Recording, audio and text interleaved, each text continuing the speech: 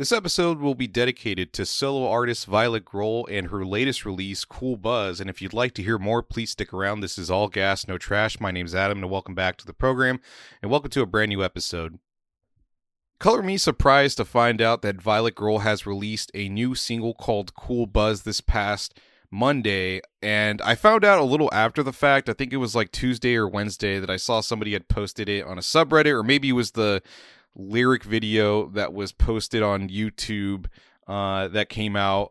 But I thought this was a bit of a surprise to see a new single. I thought maybe we'd get it closer to the release date, probably like a week before, but maybe we are going to get an additional single before the actual release of the debut album, which again I think is May 29th, so it's just basically a month away at this point. So hopefully some of you are excited to check it out. But I do want to talk about some things that I have seen in terms of online discourse about Violet Grohl. And then there is some information I wanted to share. So I think those are going to be two different segments. But I'm going to go ahead and talk about some of the online discourse that has been going around Violet Grohl. This specific segment will be about the divide around Violet Grohl, her music, and her artist career on different platforms, including YouTube and music subreddits. There have been contentious comments that have been made about Violet Grohl, ranging from the fact that she is the daughter of Dave Grohl of Foo Fighters and Nirvana fame, that nothing she does will have any merit to it because everything will be tied to her father. The fact that she has signed to Republic Records, which is a record label under Universal Music Group that has given her access to the team around Kim Gordon's Grammy Award-winning album. The fact that she's touring with the Breeders in her first year as an artist, I mean, it's hard to argue against that when she has had such a privileged experience so far, and people have been making this into something of a class warfare topic, that the artists that are succeeding are the daughters and sons of people that have already had success in the music industry. And who am I to argue against that? It's a very contentious topic at this point because working class artists or artists that are not in the 1% are not succeeding as much as those that come from a privileged background. And I can certainly understand where people are coming from. And there have been just as many people that have come out in support of Violet Grohl, pointing out that she grew up in an environment that was completely out of her hands. So to get scrutinized for that, I mean, it is kind of fucked up. But also, if there wasn't any merit to the music, then we wouldn't even be having this discussion. And it seems like people have an attachment to it to some degree. I mean, people are listening to it on digital streaming platforms, checking out the music videos. I think they're personally invested because they like Violet Grohl. To further my support of Violet Grohl, I mean, there's a lot of Nepo babies, if I were to call them that didn't succeed. Grace McKagan, Duff McKagan's daughter of Guns N' Roses fame, he had a daughter that makes music, and she has had moderate to light success with her music endeavors. Chris Cornell's daughter also has had basically no success with her music, in addition to Nikki Sixx's son, who was in a band called Fig's Vision. This is something that I've talked about on the first episode. There's a lot of cases where these Nepo babies don't actually have the career that they would potentially want, to be touring artists, making music, and having international fame or whatever it is that they actually want. There's a lot of cases where it doesn't actually pan out. So, Violet Grohl could be in that same situation. Who knows? Who knows how it actually unfolds? But at this moment, it's not like she's had astronomical numbers across the board from YouTube or even digital streaming platforms. I mean, on Spotify, she has only been in the mid to upper six figures in terms of her streaming numbers. You think it'd be a lot more, and her YouTube channel is only at, I think, around 10 or 11,000 subscribers. I mean, it's pretty modest success. And I don't know. I just, it doesn't seem like something that has been inorganic at this moment. I mean, sure, she has had the privilege of like doing interviews with K Rock, but the funny thing is, there was a remote interview that she did with a Dutch alternative rock radio station called Kink Radio, and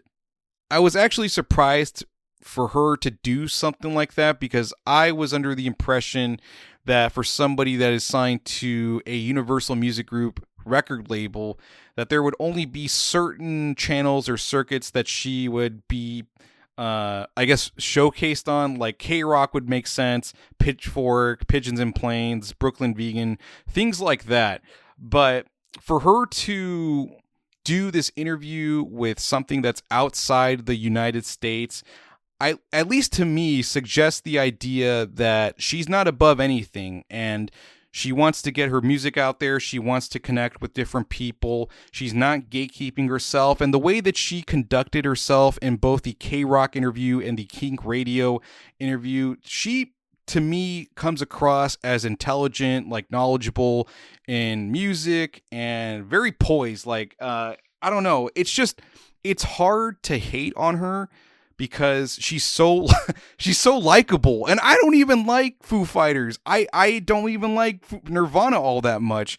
But for whatever reason, I've grown a real liking to Violet Grohl herself. And, this is coming from somebody that was trashing on Julie and their debut album because, they're rich kids from Orange County that are making angsty music, and what are they crying about? But I don't know why, but Violet Grohl like has been somebody that has changed my perspective on people that come from privileged backgrounds.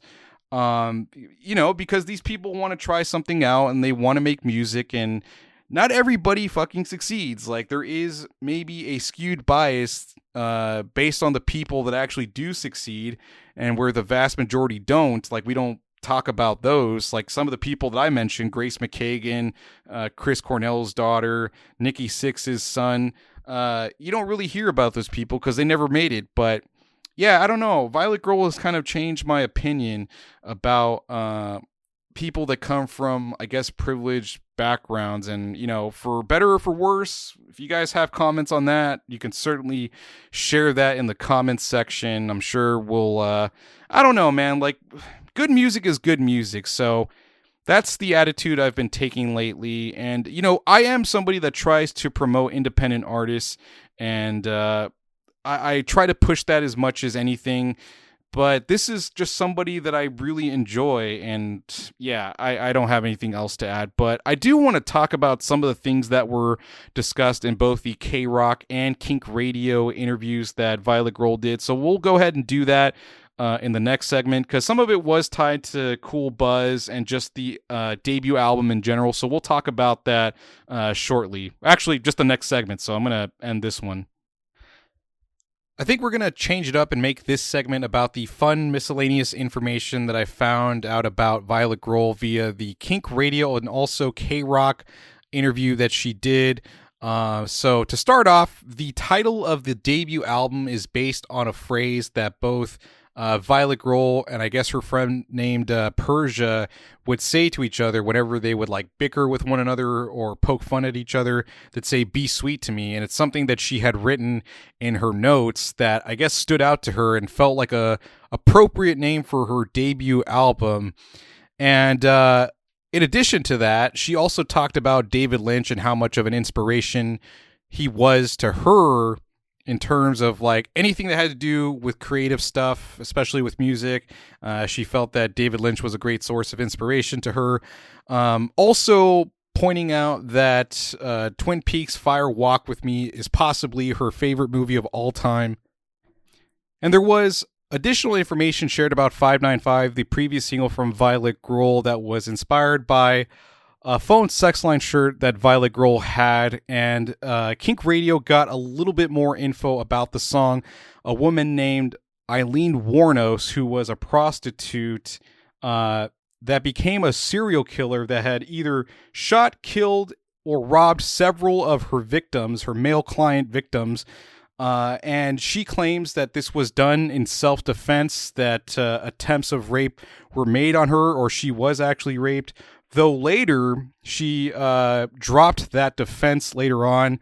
But I guess Violet Grohl was getting at the idea that she wanted to combine these two sources of inspiration, that I guess woman gets revenge on world, and specifically men, that they're not a victim of circumstance, which I think would tie into what I've heard about Cool Buzz, or at least that what was shared on both interviews that we'll talk about in the next segment. So these were just a few things that I had found out about on the interviews that I heard on K-Rock and also Kink Radio.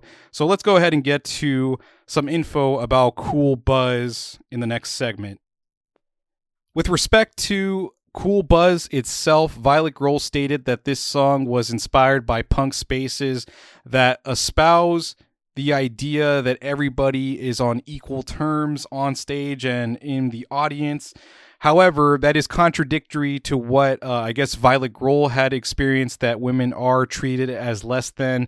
So she just wanted to make a song that highlights that, the injustices or inequities that exist in punk spaces when they supposedly espouse these ideas of equality, which I thought was an interesting topic to bring up. And I'm not exactly sure what this song sounds like, but maybe we hear more punk vibes from Violet Grohl. I'm not really sure, but let's go ahead and check out Cool Buzz from Violet Grohl. We'll have the links available in the podcast episode description and the video version on YouTube. You can just click on those links for whatever digital streaming platform you use. Or if you want to wait till the very end and stay on YouTube, you can click on one of the end cards. We'll either have the lyric or music video available as one of the end cards to click on. Whatever way you want to listen, we have it available to you. So let's go ahead and give Cool Buzz a listen. Going in. Welcome back. That was Violet Grohl with her track called Cool Buzz. Let us know in the comments what you thought about it. I was not expecting to hear a song like this from Violet Grohl, considering what the other singles have offered, which have been in the alternative rock space. This one has quite a bit of contrasting elements, ranging from punk to maybe rock steady or ska and surf rock. I mean, the opening portion of the song is like punk rock. The verse has like the rock steady element with the upstroke on the guitar. And then once you get to the chorus, that's where you get like the surf rock portion. But everything just kind of melds together and works really, really well together. And I think this is probably the second favorite song, or my second favorite song that I've heard from her. THUM probably being number one, because that was the one that just introduced me to Violet Grohl. But this one is something of like an oddity or a standout compared to everything else. And I think that's the reason that I like it so much. I mean, man, I would dare say like the rock steady or ska sound that is in the verses, I would say it kind of like reminds me of like Operation Ivy. I don't even know if Violet Grohl is a fan of Operation Ivy. She stated in the past that X has been a huge influence on her music, amongst other bands like Susie and the Banshees and, you know, a whole lot of other bands. But I dig this song a lot. I hope you all enjoyed it. I wanted to talk about the music video, but I haven't actually watched it, so I can't comment it on this moment. I just kind of wanted to strictly talk about the song itself. But anyways, we do have the debut album coming later this month, so be on the lookout for that. Make sure you follow her on Instagram and, stay in tune with Violet Grohl. I'm sure we'll have another single available on the way before the actual debut album release. But that's going to be it for me. Thank you so much for tuning in. I'll catch you all next time.